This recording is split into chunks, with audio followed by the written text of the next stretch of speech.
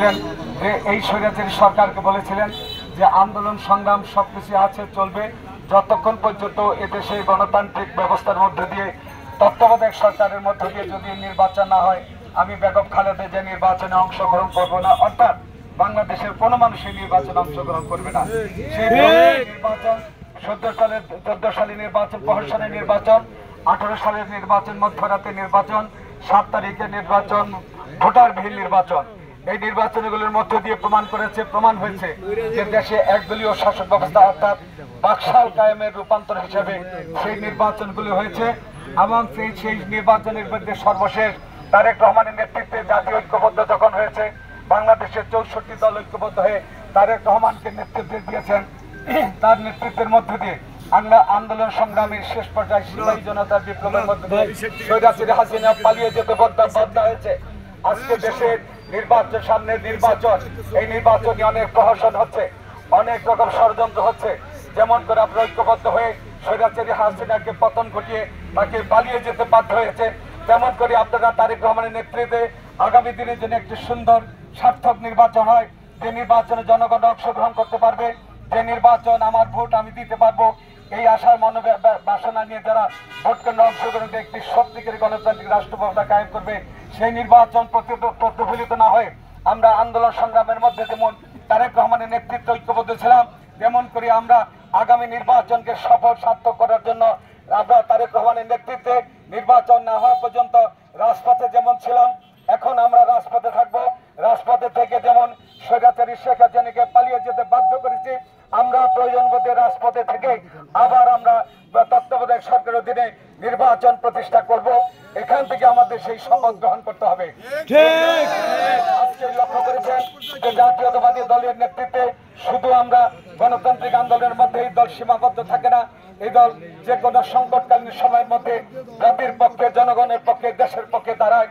কিছুক্ষণ দেখেছেন কয়েক মাস আগে আমাদের সেই পূর্ব দিক দিয়ে ফেনী নদীর বাঁধ ছেড়ে দিয়ে ভারত যখন ষড়যন্ত্রকে বাংলাদেশকে ভাসিয়ে দিতে চেয়েছিল, তখন কিন্তু তারেক রহমানের নেতৃত্বে বাংলাদেশের মানুষ, এ দলের সর্বস্তরের নেতৃবৃন্দরা সেই বানভাসী মানুষের পক্ষে দাঁড়িয়েছেন।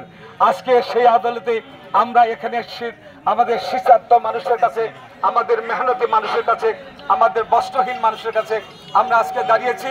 আসুন আমরা ঐক্যবদ্ধভাবে জাতিকে উদ্ধার করি, দেশের কল্যাণে কাজ করি, আমরা একে অন্যের সাহায্য সহযোগিতা করি।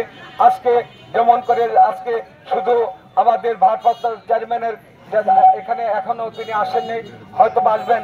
আমাদের নেত্রী, আজকে যে নেত্রীকে কারাগারে নিয়ে একটি মিথ্যা ষড়যন্ত্রমূলক মামলা দিয়ে কারাগারে নিয়ে তাকে বিভিন্ন রকম ভাবে তাকে হেনস্থা করা হয়েছে, তাকে বিভিন্ন প্রয়োজনের মধ্যে দিয়ে তাকে আজকে তার জীবন নাশ করার চেষ্টা করেছিল জেলখানায়, যে ফলশ্রুতিতে নেত্রী আমাদেরকে আহত হয়েছেন, সেই নেত্রী আমাদের অসুস্থ হয়েছেন।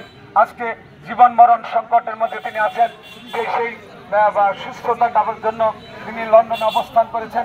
আপনাদের কাছে দোয়া চাই, সকলেই দোয়া করবেন আমাদের নেত্রী যেন সুস্থ হয়ে আমাদের মাঝে এসে গণতান্ত্রিক আন্দোলনে অংশগ্রহণ করতে পারে, জাতিকে ঐক্যবদ্ধ করতে পারে, জাতিকে উন্নয়নের ধারা দিতে পারে। যার নেতৃত্বে ইতিপূর্বে তার সরকারের সময় জাতি ঐক্যবদ্ধ ছিল, তার সরকারের সময় জাতি নিরাপদ বোধ করেছে, এদেশের রাষ্ট্র ব্যবস্থা একটি সুন্দর সফলভাবে তার নেতৃত্বে পরিচালিত হয়েছিল।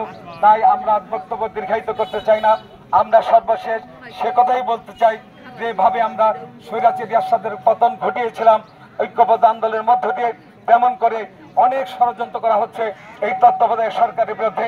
আমরা সমস্ত ষড়যন্ত্রের জাল উচ্ছেদ করে দিয়ে ঐক্যবদ্ধভাবে আগামী নির্বাচনকে সফল করব। আপনাদের সবাইকে ধন্যবাদ।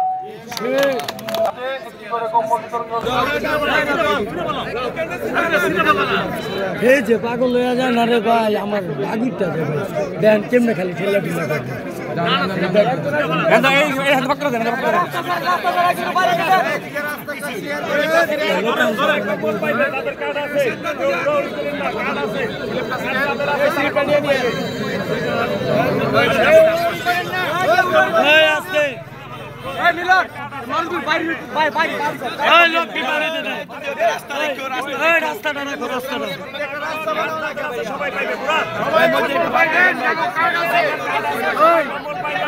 সবাই